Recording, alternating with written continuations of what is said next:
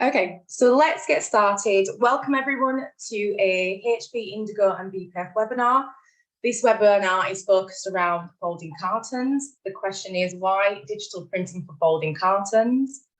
This is a webinar combined with a bit of a roundtable. So what you will hear from is some experts at HP, Indigo, regarding digital printing. That will be a panel session, and I will hand over to them after this introduction. Then after that panel session, there will be a Q&A, and that Q&A will include you being able to put your questions in the chat box, and I will ask them and present them to the panel for them to answer. And then second to that, you can also use the hands up icon at the bottom of the page. And if you do that, I will indicate to you that you can ask your question, unmute, take yourself off of hidden camera, and be able to direct your question personally to the panel. So what I will do now, if you can keep yourself on mute, you can keep your cameras on and off, but that's fine. And I will hand over to the panel now. Okay, good morning, everyone. As you can see, I'm based here in the UK, so we're back in COVID webinar times, and I'm sitting here from the UK, and I'm being joined by my team of experts in Barcelona. So, Barcelona team, can you reveal yourself? Are we going to have a technical issue here? There we go. Hello, team, can you hear me? Hello, everybody. Excellent.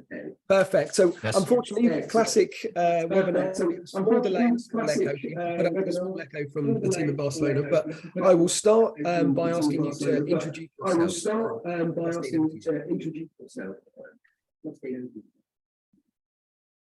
Okay, so maybe I will start now. So I'm Justine. I'm working 10 years at HP, currently category manager for packaging products, and yeah, 10 years at HP, 10 years in the graphic industry.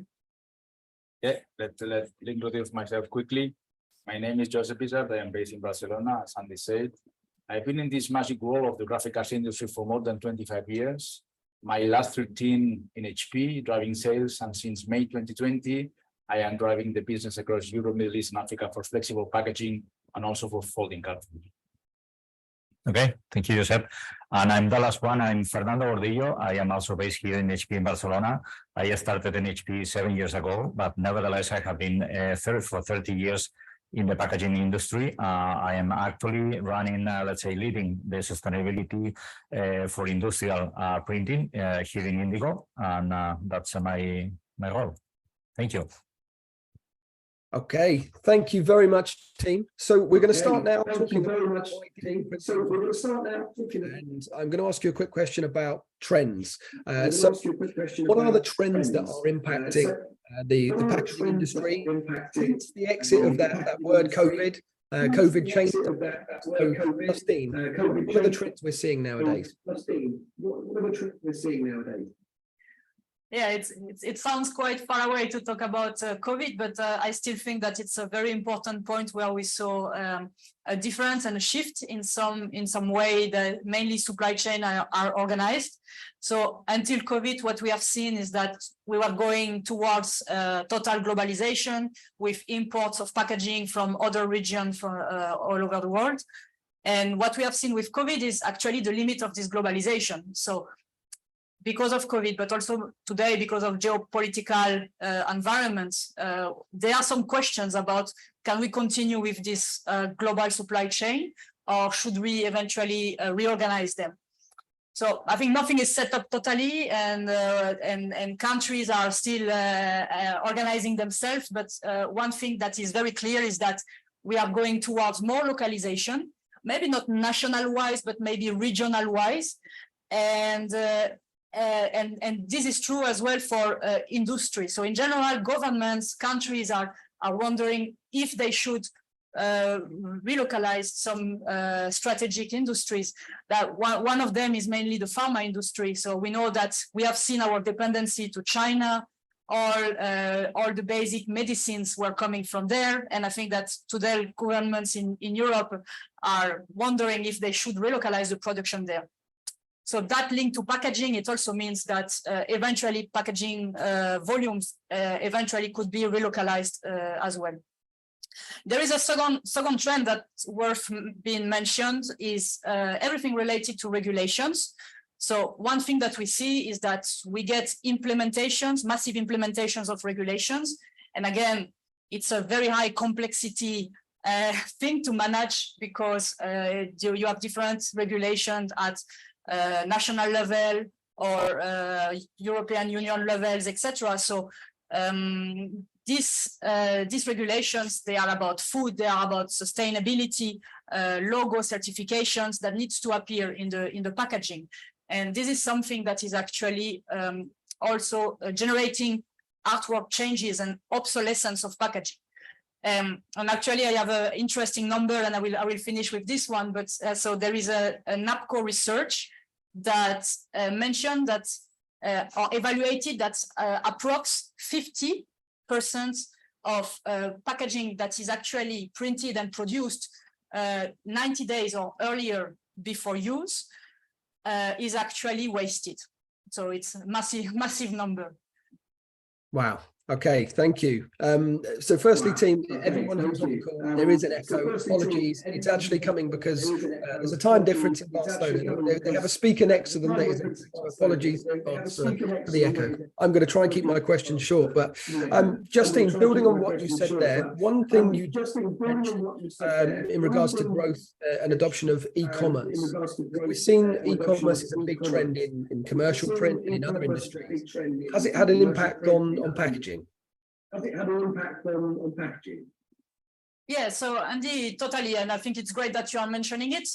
Definitely, e-commerce is something that has a huge impact on the packaging industry at several levels. Actually, I will mention two of them. So the first thing is that we need to understand is that e-commerce require a totally new design of supply chain. So the supply chain of e-commerce is totally different from what we have done with retail until now.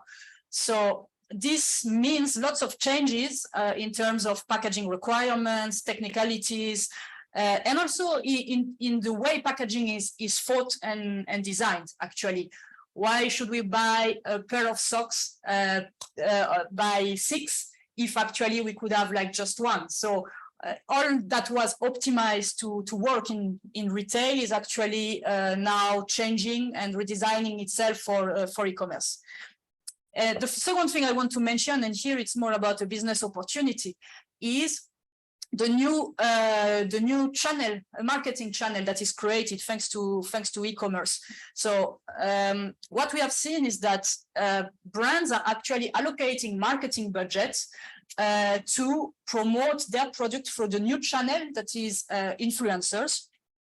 So it's a reality. So maybe sometimes we are a bit disconnected by it, but what is true is that these influencers have huge communities following them, trusting them.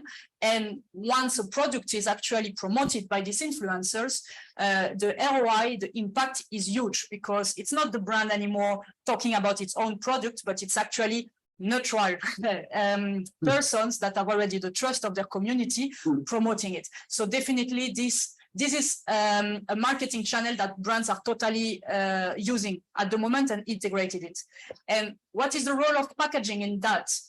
The role of packaging is that it becomes a marketing tool. It's not anymore a procurement need, it's a marketing tool. And there will be a huge importance given to packaging because at the end, it's helping to convince the influencer to promote the product.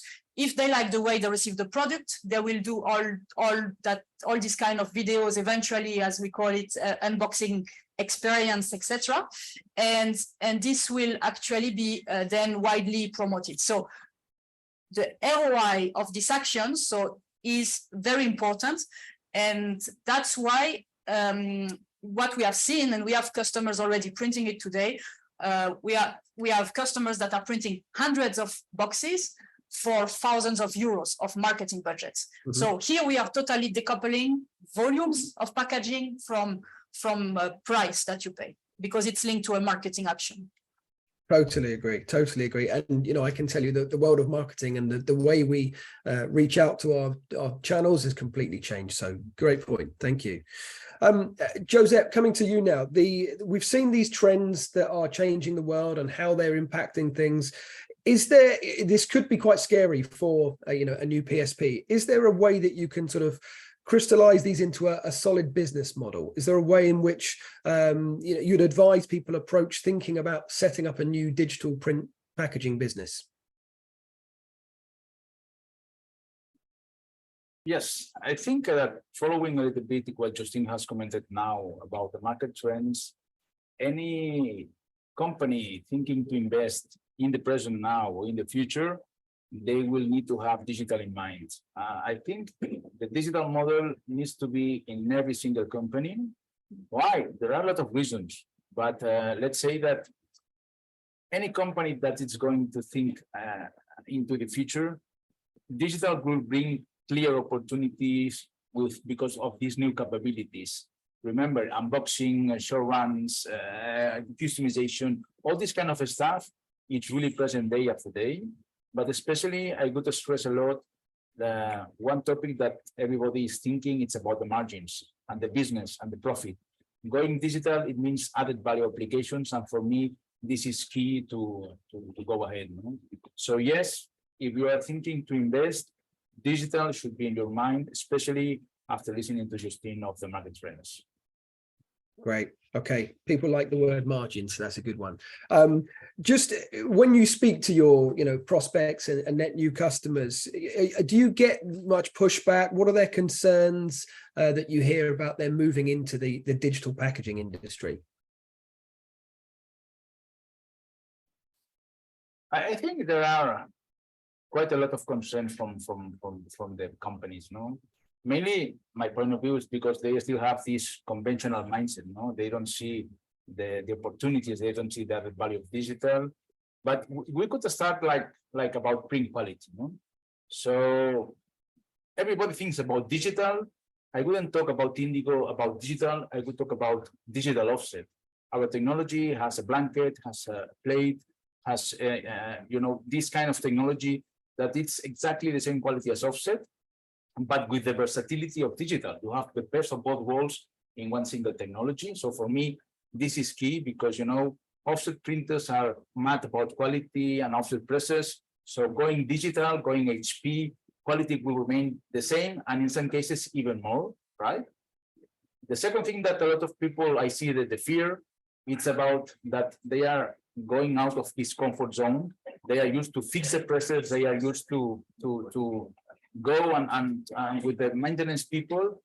You need to forget about this. This HP will take care of this. If the press is down or whatever, we will fix it. This is a different mindset. It's a different concept. Another thing that I saw also quite a lot of times is that most of the companies are, let's say, a little bit afraid of having one single provider. No, they are used to play with different ink providers, with different plate providers. Guys, this is something that HP is really a serious company. We close all little details by contracts. Price will be exactly what is in the contract. So this is something that I don't even pay attention. For me, it's really, really well established. And two more things. One is the one that I call the big brother effect. People are scared that now HP will come to your company and see what you are printing. First of all, we don't have visibility of your jobs, right? And the second, you could think, like, in Spain, we say the glass is half full or half empty, In this case, I think it's good that you have this kind of partnership because we as HP, we don't try to be a partner, a provider. We try to be a partner. We go hand by hand with you, trying to help you to grow your business. And this is about it. It's trying to help you to be profitable, trying to help you to build business. And the last one, Andy, I don't want to extend this with a lot of different topics, but one common point with all of them, it's about obsolescence, right? Digital is evolving so quick. I will buy the press, and then after 2 years, it will be old. This is not really true. So keep in mind that I think in most of the offset printers, they have this sense of property. all the presses are both, they are property of the company. The digital model is a little bit different. Digital model, it's about leasing, it's about renting the press. And then after 3, 4, 5 years, whenever there is a new press, HP will replace your press with a new model. So obsolescence for me should be out of the equation. For me, it's something that you do not even need to pay attention. You never need to buy the press. Of course, you can buy it. So we're not, let's say, asking you to go for a leasing, but of course, we give you the possibility to go for a leasing. And for me, this is also important. Forget about obsolescence. So these are more or less the 5 key points that I see as a, or people see as a threat, but I see it as an advantage. Okay, perfect. Thank you. And we've covered what it takes to become a new customer, but we've got a lot of existing customers. So we've got a good install base in packaging already. Could you tell us a little bit about the install base and observations we have from the flexible packaging segment? So keep in mind that I am driving the business for both flexible and folding carton. No? I need to tell you that folding carton, it's even a much more conservative market than flexible packaging. So just rough numbers. We have, I think, in Europe, Middle East, and Africa, so what we call EMEA region, around 50 presses, 50, right?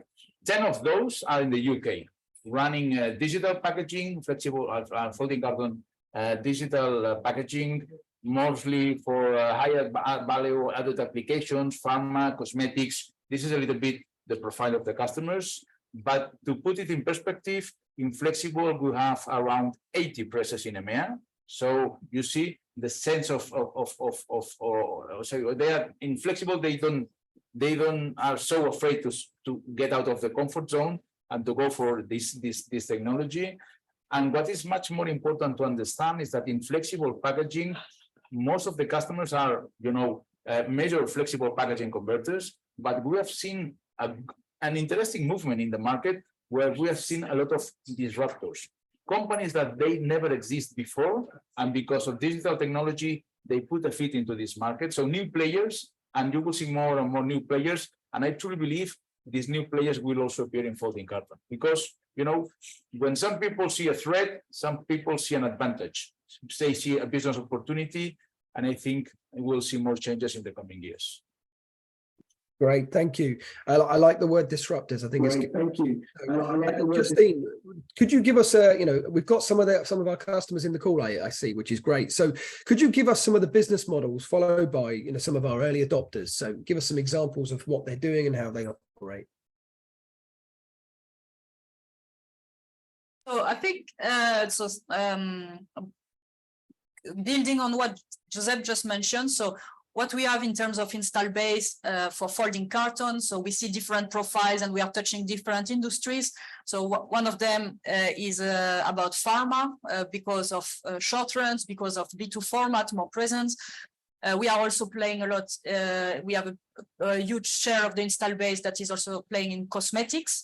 Of course, it depends on the market because we have a very fragmented market in Europe, Middle East, Africa. And then now talking about business models and maybe new things that we see. So one thing that is very clear and that we see across all packaging, again, flexible packaging, folding carton, is new demands for packaging. So we have actually a race of brands, smaller brands or small entrepreneur that starts to build their own business, that starts to produce their own products. It can be homemade beers, cookies, pet food, etc. And actually, so this is also something that we saw growing since COVID. And these people, they have needs for packaging to package their products, but they have no clue about how the packaging works. So the packaging industry works. So for them, what is important, rather than having a huge color management and having lead times of several weeks, for them, they are used to have, let's say, I would say Amazon mindset. So meaning that for them, ordering packaging should be as easy as ordering whatever other product that they do on Amazon and they receive sometimes in few hours. So this is a new category of possible prospects and customers for packaging. And what is very interesting is to understand that their needs are actually totally different. And their demands will grow. So the volumes that that will be printed and that will be generated for packaging will grow, linked to that. And they will certainly slowly change the rules of the games. So these guys, what they value, we say, is convenience. We say, well, buying like they could buy in Amazon, like few clicks and that's it. No complication, no technical understanding of what packaging is. They want it easy, they want it tomorrow. And this is what they will pay for. So one trend that I see and one type of business model that is actually totally capitalizing on that, on this opportunity, is what we call one-stop shop. That is actually having a kind of online place. We call it Web2Pack, where it can be online platforms that are actually selling as a one-stop shop all the different things that you would need for your product. So if I am starting to sell my own cookies, so I want to have the flexible packaging, I want to have maybe a box to box 10 of them in it, and maybe I need to have some instruction in a small paper or a letter that I can send to my customers. So this one-stop shop is very important because again, we are not talking about volumes, we are talking about new customer needs. And one thing I will mention to that as well, and that's very important, is that it's a blue ocean. So that means that these new customer segments that has packaging needs, they have no clue about lead times, they have no clue about pricing. So they are actually, there is a huge freedom linked to addressing these new markets. And one thing that is very important is to base your pricing strategy on the needs of the customers. So at the end, what they value is lead times and easiness.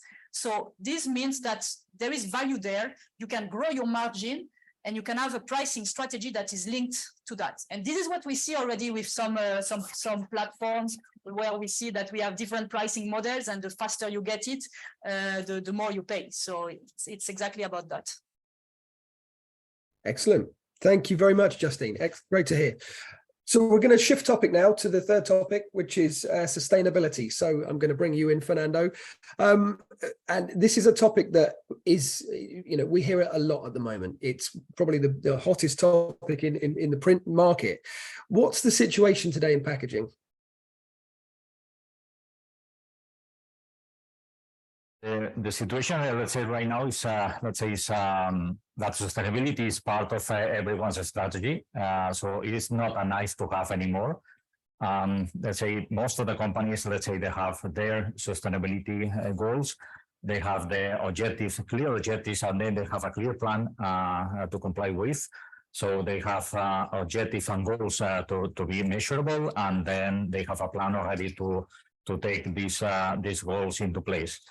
In the packaging industry, let's say this is a very crucial moment, because there are many strategies, many initiatives, many directions in the industry, and this is why it's trying to jeopardizing, let's say, if there is a clear direction.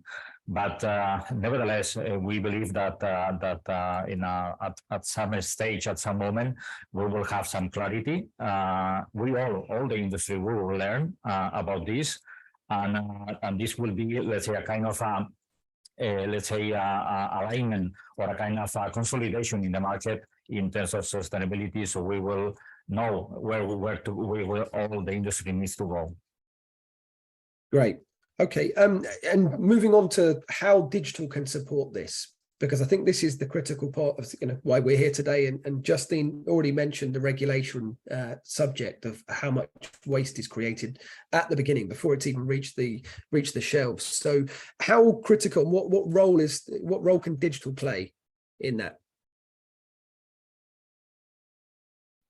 Well, let's say, obviously, we have been looking into this, let's say, as part of, because we as a company, we have as well, let's say, so our sustainability plan and goals and objectives. And let's say, we have seen that one of the bases for sustainability is the productivity. So the productivity, it is coming from two different ways, or from the two different bullet points. So that one of them is about the reduction in the setup waste.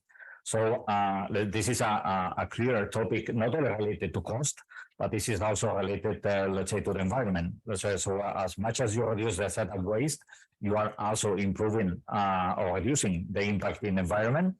And the second one is about what Justine was talking about at the beginning, is about the, let's say, to reducing the inventory. Because as you are able to reduce the, let's say, the quantity or the amount, or let's say basically because of the fact that you can print what you want and when you need it, let's say you are reducing, let's say, the inventory. And in those cases that you have, let's say, a change in the artwork, because there is a change in a regulation, and then you need to change a little sentence or a little word in the packaging. Let's say there is a material, a packaging that you need to waste. So this is something that is really much appreciated by the brands. And in practice, the brands, they are also quantifying how much they can save on the packaging. And this is something that they are already evaluated, and in terms of how much they can save. And the second topic is about, let's say, as the localized production that Justine was talking about as well, that this is helping us or helping the customer to reduce the supply chain CO2 impact. So this is something that it is improving as well the sustainability environment, let's say, the impact in the environment for the companies. Excellent. Thank you very much. Okay, team, that's my questions over. So Mika, I don't know if you want to open up the Q&A or whether you want me to handle it. So really now opening up to the audience to any questions that we have. Yeah, we can probably both handle it, Andy. I'm just waiting for some questions to come through on the chat. If anyone wants to ask any questions themselves, don't hesitate to unmute themselves and ask them direct. So just waiting for some questions to come in. Whilst we wait for that first question, I'll start just to put Josep on the spot. Josep, what could you recommend as a good starting point for anyone thinking about getting into digital packaging? Well, we need to think that maybe there is a little bit of misunderstanding about digital in the market, right? Everybody, when thinks digital, think about cost optimization, cost reduction, short runs. And yes, this is true. There is one part of your job basket on a daily basis that you can put, or you can migrate to digital because of this cost efficiency, let's say it this way. No, this is clear. What is important to understand that digital is not about short runs. And this has to be clear. Digital is not about making, let's say, moving jobs from conventional offset to digital offset. No, this is not about. Digital, it's about a change also in the mindset, a change in the sales strategy, a change in the marketing approach to your customers. It's about creating a different business model with one topic in mind, profitability. And this is, for me, it's key. So don't, let's say, think that we talk only about short runs. Digital can also be for long runs. And we have a lot of examples about this. But for me, digital, it's about selling value. It's about convincing the customer to do different things, and using also the partnership with HP to go to the brands and to show the powerness of, or the power of digital. So keep in mind that we as HP, we have a brand and an agency department trying to convince these companies about the possibilities of digital. If you don't know exactly what can be done in digital, you will never create these needs.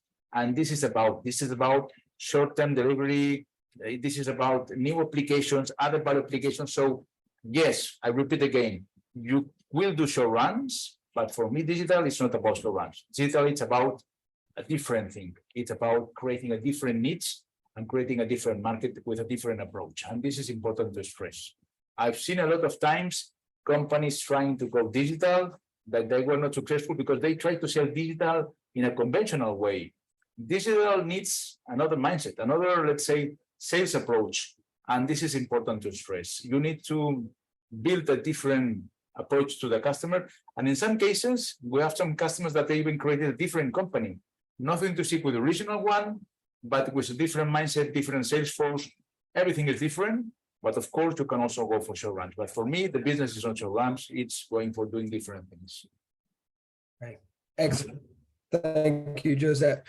We've got a couple of questions in now. So one of the questions here from Stuart is, he's interested to know which models we're talking about when it comes to folding cartons. So what presses, what specific HP Indigo presses are we talking about?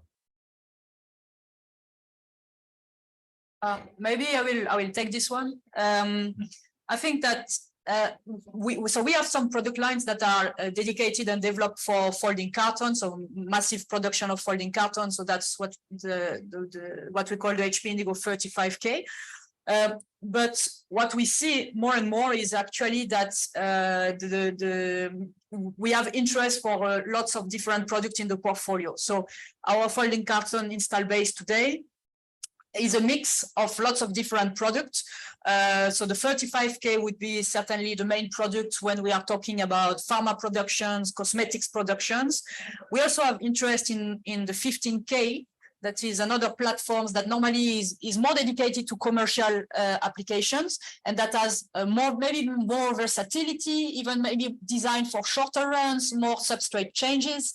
And the main advantage of the 15K is also the substrate range. So it can really handle substrates from 70 GSM to 600. And where we see a good fit of the 15K is diversification. So, for example, adding folding carton application on commercial job basket. But we also seen it for promotional packaging a lot, and for cosmetics applications. One of the main advantages is to be able to deal with this range and to be able to produce not only folding carton, but as well rigid boxes. That is very important application in this segment. And rigid boxes is totally, again, high added value, very short runs, very localized productions in general. So we see that's for the sheet fed. We also see interest sometimes in some cases for web fed platforms. It's maybe more opportunistic, and let's see, not necessarily design the product for folding carton, but we see some customers leveraging it. The main case that we see is for a totally digital production line. So meaning going web fed, getting jobs, batching them from web to print platforms, and then going for digital finishing, so sheeting and then digital finishing for 48 hours deliveries. So overall, we are leveraging the whole portfolio, I would say. Okay, so many different options, versatility being one of the key questions that you'd ask yourself when you're purchasing it. Got it. Okay, thank you. Next question we've got from Luke is, what would be the best, what would work best as the lead offering, packaging, labels, or commercial stationery? Again, over to you, Justine and Josep. What would be the lead segment that you would say would be a great one to take? Let me take this one. I think there are big difference between each segment, right? Label segment, it's a much more mature segment for digital printing. This is the first thing. We have, I think, more than 2,000 presses worldwide installed. I don't have the numbers by heart in my mind, but it's a lot of presses. Of course, there is a lot of competition as well. We need to face that as well. But honestly, HP Indigo is focusing a lot in this market about quality and especially applications. We have a range of inks in labels that are amazing. We have invisible ink, we have silver, we have white for the sleeves, we have premium white, we have fade resistant things. So labels, it's a different history. It's a much more mature market. The technology adoption is really in a really high level, and it's offering to the customer different applications. Flexible and folding carton, they are quite similar, right? These are volume markets. These are markets where everything is about speed and reducing cost. Every single cent counts because, you know, this is big volume. And in digital, we're putting a feed there more and more every day, but because we are showing to the customers that they need to change the mindset. Because I prefer, honestly, a 1 million business with a 50% margin rather than a 100 million with a 3% margin. And this is about, digital is not about trying to compete in flexible unfolding with the conventional presses. In a flexible and inflexible and unfolding carton, we are trying to, let's say, work together with those presses, but also trying to look for margins. And again, I said at the beginning, Andy, I repeat it now, this is not about moving jobs from flexo, from offset to flexible or to folding. This is about creating the needs, creating a new business with high margins. For me, the word margin needs to be in the mind of every single customer, because this is about, digital is not about me creating jobs. So different markets, different needs, but at the end, there is a common word, it's margin. Okay, great. Lovely. Thank you. And it kind of links nicely to the next couple of questions that we've got. So do we have any statistics or facts we can share about the comparison between shorter runs of digitally printed cartons compared to traditional? So the question is, do we have those statistics? And then I guess, Josep, you're going to mention the word margins as well. When we look at those statistics, what's the margin difference between the two? Let me take this one again. So again, statistics are not, doesn't make any sense if we don't put it in a right context, no? So we could talk about digital, and yes, digital, it's, let's say, 3,000 to 5,000 sheets. This is the break even. Let's say this way roughly. So every job below 5,000, 3,000 sheets, you can move it to digital and you will be much more profitable. Is this the way to go? No. I told you at the beginning, for me, the way to go is to do different things. And then statistics, well, could be easy to understand. I think, and maybe somebody can comment on this, I think based on my experience that the margin in flexible, for instance, is 3 to 5.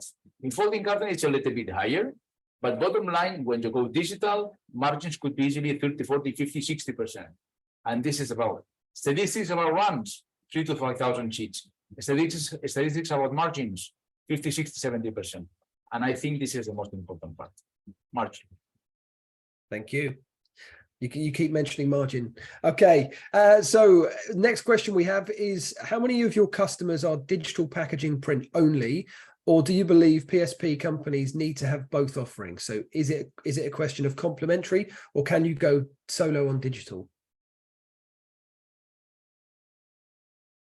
You can take it. I can take. So we have a mix of both in our install base, we have to say. So and Josep was mentioning previously a little bit our install base. So we have traditional converters and packaging converters, flexible folding, that are adding digital printing to their portfolio to enhance their service and to migrate jobs and to create margin, as was said before.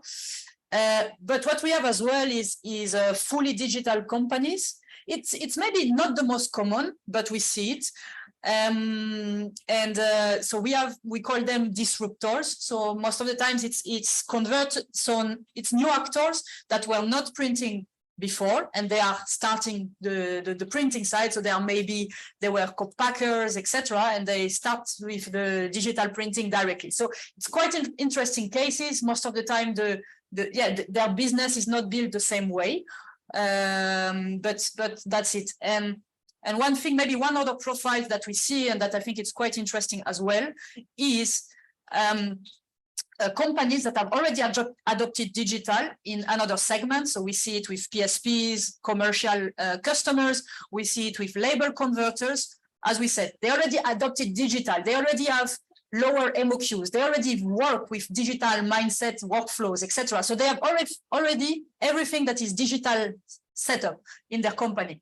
And so they are looking for new opportunities by entering into new applications, new segments, and reaching their portfolio, etc. And for us, this is also a winning strategy, because they come with a digital mindset that usually the packaging industry didn't implement yet, and takes a bit of time for them usually to implement it, and they can come with their offering. And actually, when you think about it, they get, most of the time they get like very naturally short runs, because they are already working with it. If we are talking about the label converters, they will have MOQs of 500, and maybe a brand that is ordering today 500 labels don't understand why they couldn't order 500 pouches.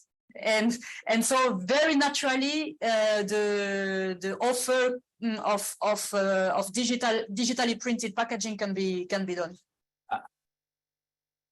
For 1 second, because I told you at the beginning that to everybody, that flexible unfolding, they have quite similarities, no, because of the volume mindset and the kind of market and the profile of the companies. Let me tell you that in the case of flexible packaging, we have clear disruptors success histories.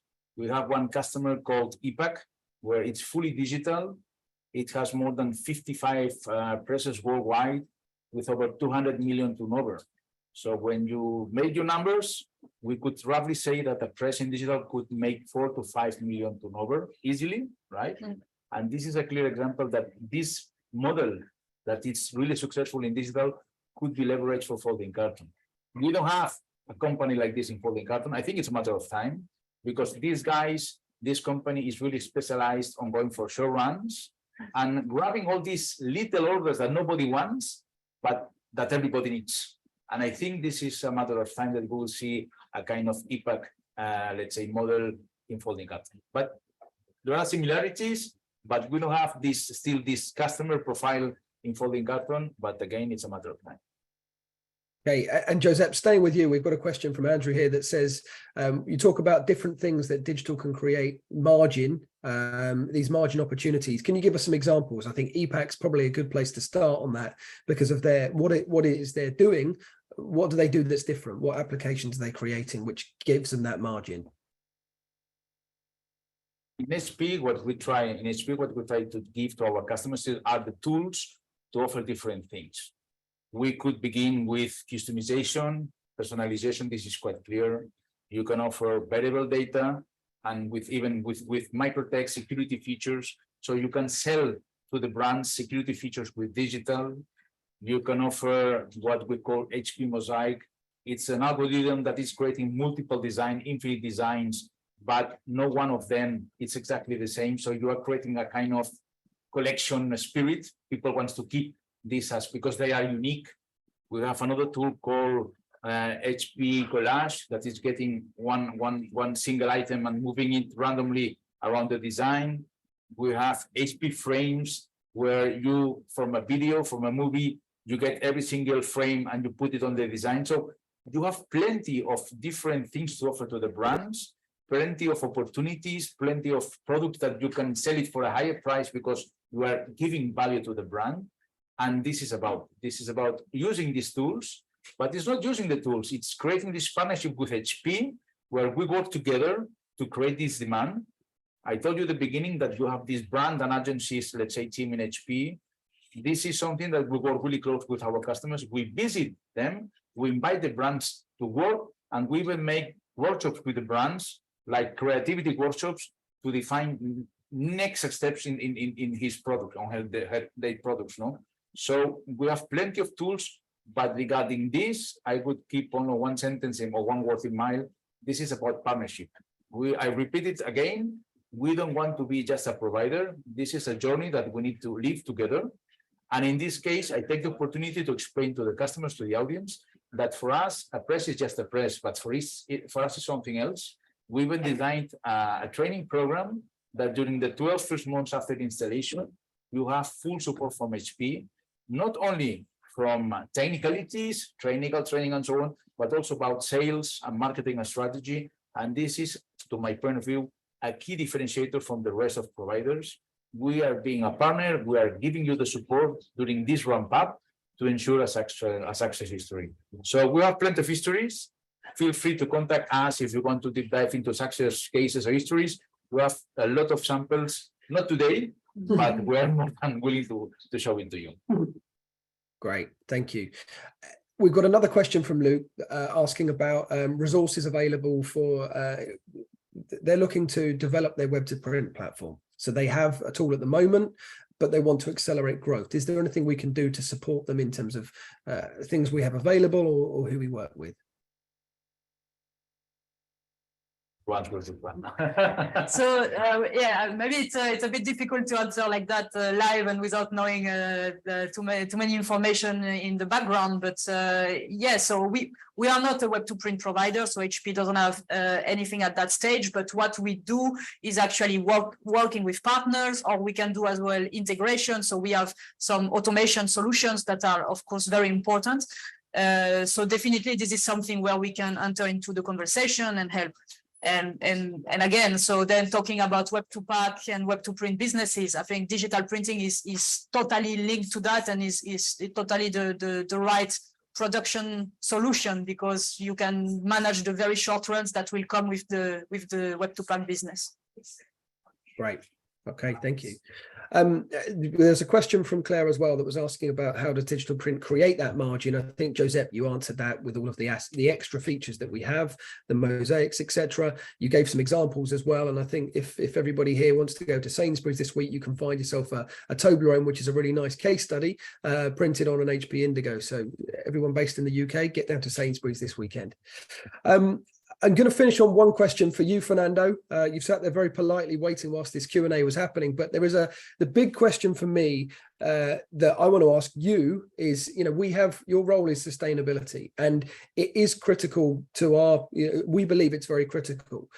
Is it really a trend that's here to stay? We've heard about it a lot, and how do people deal with the extra cost that can come with sustainability? Yes, thank you for the question. I say, unfortunately, there has not been any further questions related to sustainability, but let's answer that one. Let's say, of course, we mentioned that sustainability is here to stay. It's not a nice to have anymore. This is not a trend. This is becoming a reality in the market and for the companies. And basically, I would like to answer whenever somebody is asking about the sustainability and the cost related. I would like to also always to answer with a sentence. Let's say this is a sentence that I have been listening in a podcast from has been organized by Danone. So that the R&D packaging manager from Danone, she stated that let's say obviously sustainability, whenever you invest in sustainability, it has a cost. But not to invest in sustainability, it is also more expensive. So, and why is that? No, that this is the reason for that is because let's say you have let's say in the industry there are many initiatives or many entities that they are establishing what are the new guidelines to design or to develop a design for a sustainable packaging. There are, for example, there are different let's say EPR and the eco-modulation that this is let's say impacting in the cost of the packaging whenever the packaging has not been designed let's say environmentally friendly. So basically in terms of the cost, you cannot be focused just on the possible extra cost to produce this packaging, because then there are some impact in the once the packaging is in the market, and this should be also considered as a cost afterwards. We've got an additional question that's just come in asking if we offer vegetable-based inks or are they oil-based?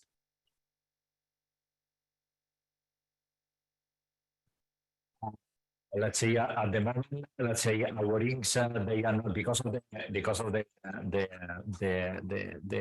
technical the technical composition of our inks and our let's say photo electrophotography. Let's say we are not yet using vegetable inks.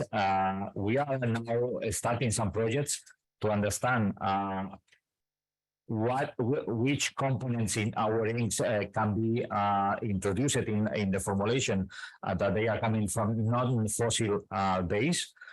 This is there are a couple of projects to develop this, and of course, let's say our inks they are not mineral oil based. Let's say we have of course we have many different statements to answer all these questions, and if you are interested, you can contact us and we can provide, let's say, an official statement based on this on the existing regulations, of course. Great, thank you, Justine. I think you wanted to add something on the sustainability topic. Yeah, maybe one word because we will be short in time. So no, I just wanted to link as well sustainability. I think we talked a lot about it, and it's really a way the industry will have to work actually, and to change processes and yeah, change the way everything is working. But I think I wanted to link it as well to talent attraction, because at the end, I think the fact of I mean, this was lots of conversation we had with BPIF team and with other industry associations all over Europe. There is a huge question and a central question about how do we make sure we are attracting talents and we are retaining them. And to me, part of the answer is definitely on the sustainability topic. So we know that the generation that is coming wants to have an impact, wants to make a difference. They are very involved and very knowledgeable on these questions. And we feel as well that all the sustainability questions will certainly develop new type of jobs and new type of profiles. We see it also internally at HP, how wide is the topic. And I guess that this will evolve in the next 5 to 10 years. And yeah, so I think it's important to see sustainability as well as a way not only to build a strategy and to respond to market and demand, but as well to eventually to attract new generation and new employees. Excellent. Thank you very much, team. So Justine, Josep and Fernando, thank you. Really appreciate all your comments, and to the audience, thank you for your questions. If you do have any more questions, you want to know anything else, please reach out to me, to the team who you've got in front of you. I'm now going to pass over to our other special guest, Mr. Peter Jolly, who is somewhere traveling around the UK. Hopefully his connection will last. So Pete, I'll pass over to you for a final word. Hi, Andy. Morning off, everyone. Good day to everyone. Can you hear me okay, Andy? Yeah, we're good. Excellent. So, yeah, sorry, out on the road at the moment. So, first of all, thank you to our guests for attending. Lots of familiar names on the guest list. So, thank you for taking the time. And, of course, thank you to our European team for taking the time to give us their insight. I just wanted to quickly summarise today's session and then perhaps offer a follow-up to some of the people that are on the line. So a couple of statements that really stood out. So everything that can be digital will become digital. I think that's a statement that's been said many, many times. And I think whether it's next year or 5 years or 10 years time, this progression towards digital output in folded carton will for sure happen. Packaging moving from the procurement department into the marketing department, I think it's happened in some progressive brands. But it will happen, I think, more and more as we go and become less of a price discussion and more of a value discussion. And I think from my own experience post-pandemic, we absolutely are having more positive conversation with brands and printing companies, as I think the pandemic definitely shook the tree in this area and short-run output and getting packaging and packaged products to site quickly en masse for the first time happened during the pandemic, and it's creating more questions at, I think, board level in brands. So to finish, I think my statements are that it's going to happen, it's going to move, and to get ready for it, I think one is the job of the PSP to become operationally ready, to be more nimble and flexible on the floor. There'll be more SKUs coming through the plant, no question, shorter run lengths, and having that agility, as I say, on the production floor, I think is one thing that the mindset of the people you bring into your business, I think will have to be acknowledging that future. Secondly, whilst we wait for the bigger brands to adjust to the new world, there'll of course be smaller brands coming into the market, as is already happening, that will be ordering minimum quantities a lot less. Their quality expectations will be a lot lower than traditional brands, perhaps. And their use of packaging will be probably marketing first, as I say, than procurement. So I think to summarise, with all of that said, it's very difficult for us to offer a follow-up of note for every company on the call, but there's a whole plethora of things we can do. We have our facility in Barcelona, as it's being presented from our team here. We have Smart Planner, which is us looking at your job basket analysis to see if there's some quick wins with shorter run lengths. We can do a deeper dive on case studies in certain segments with you, which may be more relevant to some of the earlier conversations on this call. But most importantly, and kind of the summary statement is that we would like to come and see you, understand your business, because everyone's needs will be different to the next printing provider. And that's our offer to you, is just to arrive with you with a blank sheet of paper and really listen to understand what you're trying to achieve as a business. And then we can take the next steps thereafter. So with that, I'd like to thank you again, to particularly Andy as well, for hosting the session with a few troubles at the beginning, but you coped with it very well. And I wish you all a very good rest of your week and your summer, and hopefully we can talk soon. My email address, I think, is on one of the slides, and please feel free to contact me for today's session. Thanks, Andy. Thank you, Pete. Thank you, everyone. As I say now, so from our side, that's it. Mika, back to you. Thank you for joining us this morning. What we will do, of course, this webinar, we'll send the recording of the webinar. We will also share any supporting assets from HP to communicate anything that was discussed in the panel. And if there's any other topics that you want us to deliver and discuss with you, we're happy to have that conversation. But hope you all have a great afternoon and evening, and thanks for joining us.